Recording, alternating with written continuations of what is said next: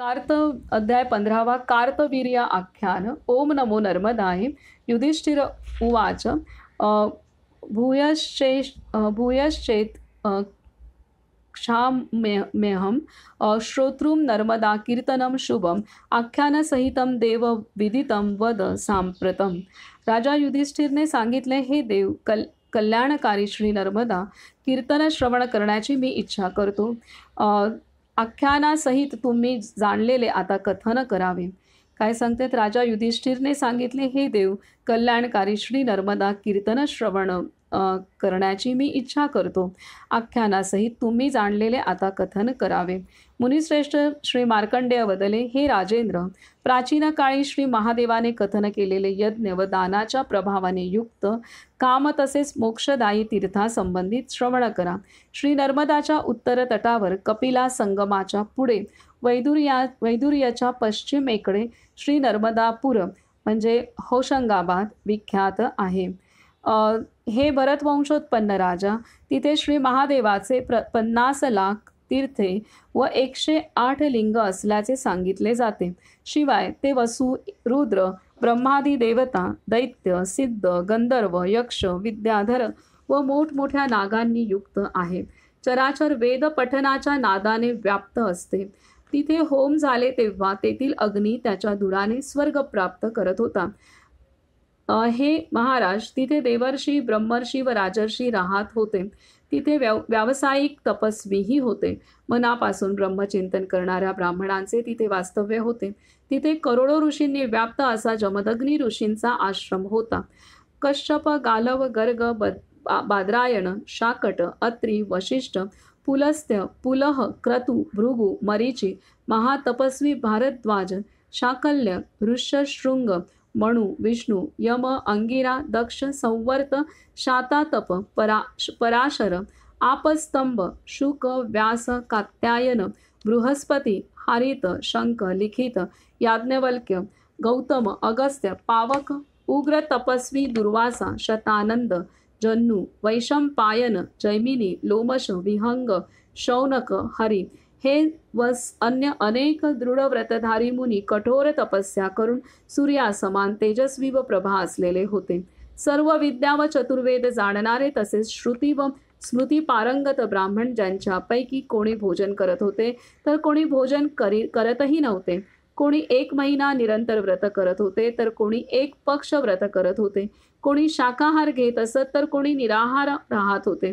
वायू सेवन करत होते. कोणी कंदमुळे व फलाहार घेऊन इतिहास, पुराण आदी अनेक शास्त्रांचे चिंतन करणारे होते. कोणी मोक्ष उपायात मग्न, कोणी मौन पाळणारे तर कोणी मौन न पाळणारे होते. कोणी एका पायावर उभे राहून तर कोणी अर्ध्या पायावर उभे राहून पृथ्वीवर कारण मात्र भोग भोगत होते. आता श्री नर्मदापूरचे म्हणजेच होशंगाबादचे आख्यान मी सांगतो.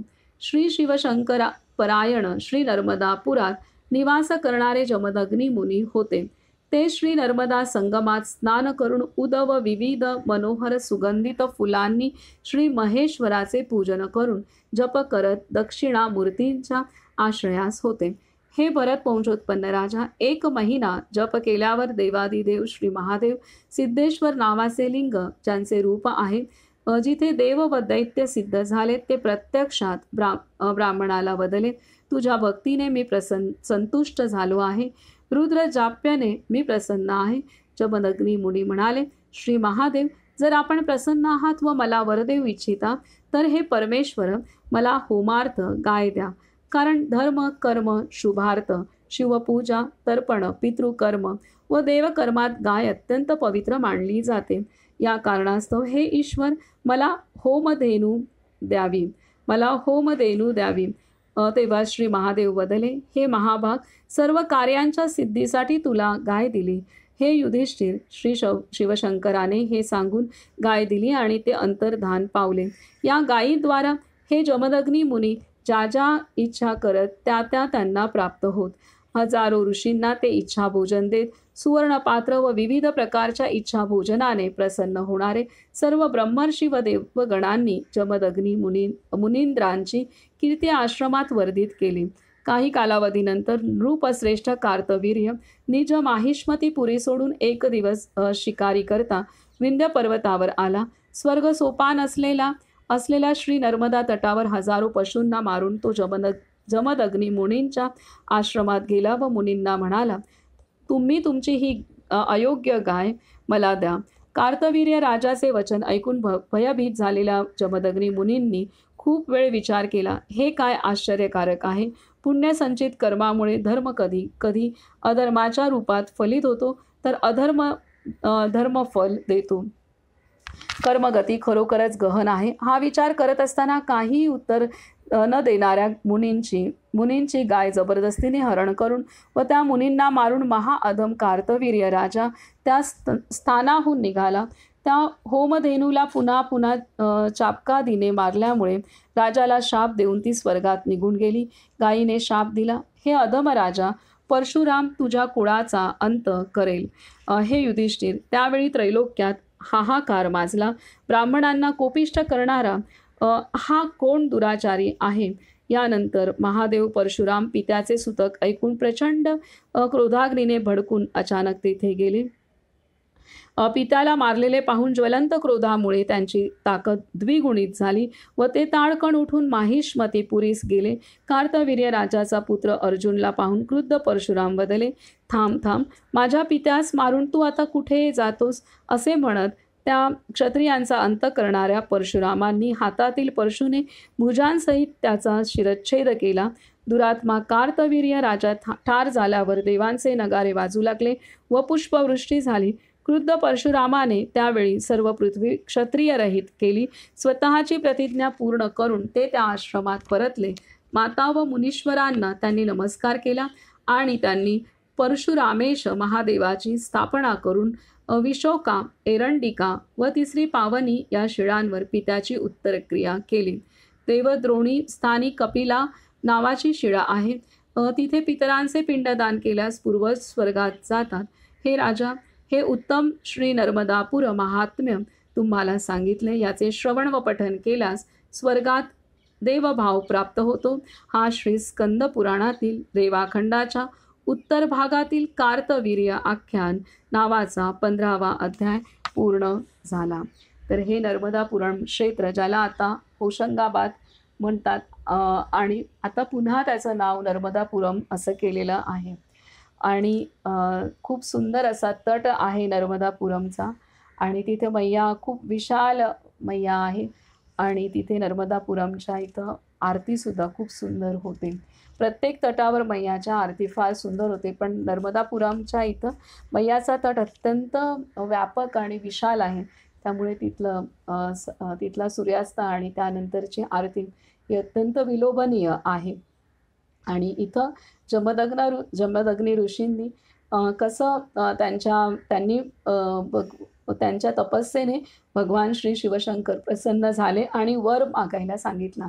तर जमदग्नी ऋषींनी किती सुंदर वर मागितला की कामधेनू द्यावी, तर होमधेनू द्यावी. त्यांनी यज्ञासाठी त्यांनी गाय मागितली आणि ती गाय भगवान श्री शिवशंकरांनी दिलेली दैवी अशी गाय होती आणि साक्षात शिवशंकरांनी दिलेली गाय होती. आणि त्यामुळे ते जे काही त्यांना काही आवश्यक असायचं ते सर्व ती गाय पुरवत असे.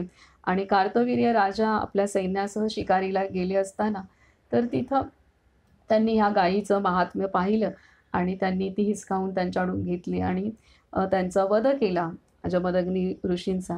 ही कथा अजूनही एकदा आलेली आहे ह्या आधीसुद्धा.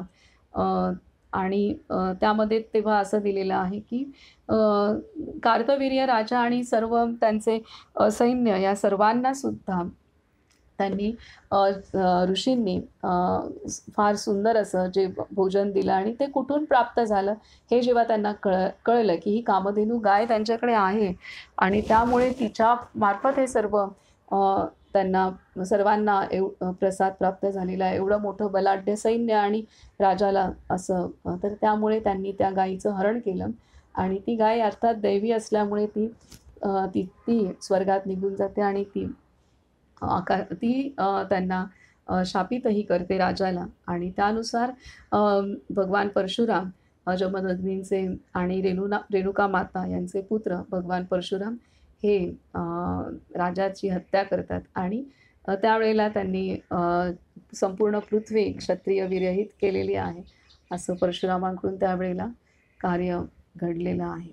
तर असं हे जे आणि सर्व क्षत्रियांना मारल्यानंतर किंवा कार्तवीर्याच्या कुळाचा नाश केल्यानंतर भगवान परशुराम पुन्हा नर्मदापुरम इथे आलेत आणि त्यांनी आपल्या पित्याचं सर्व काही पुढील कार्यसुद्धा केलेले आहेत, असं इथे दिलेलं आहे. तर हा इतिहास नर्मदापुरम त्यालाच होशंगाबाद असंही म्हणतात, तर इथे घडलेला आहे.